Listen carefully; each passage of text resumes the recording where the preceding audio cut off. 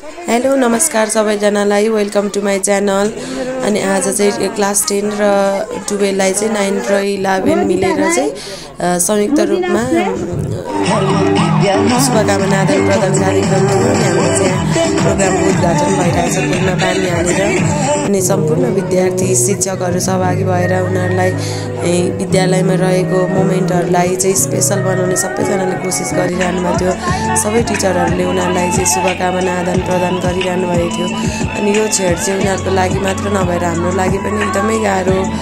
कति विद्यार्थीहरू चाहिँ रुइरहेको देख्दाखेरि मलाई चाहिँ आफ्नै विद्यालयको स्कुलको दिनहरूको याद आइरहेको थियो होइन।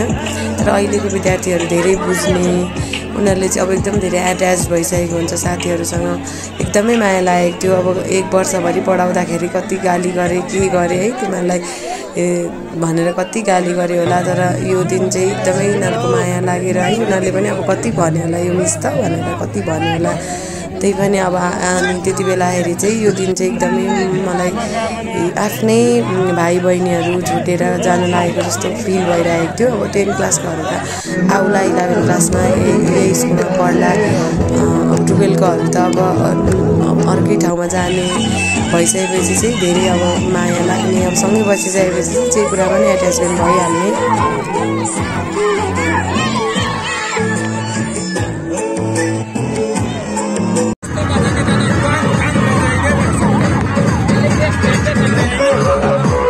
धन्यवाद भन्न चाहन्छु।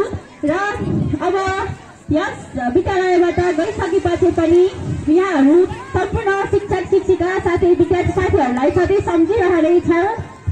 सम्पूर्ण शिक्षक शिक्षिकाज्यूहरूलाई पनि अगाडि आइदिनु हार्दिक अनुरोध गर्दछु। लाउनु पक्रिनु म जान्छु।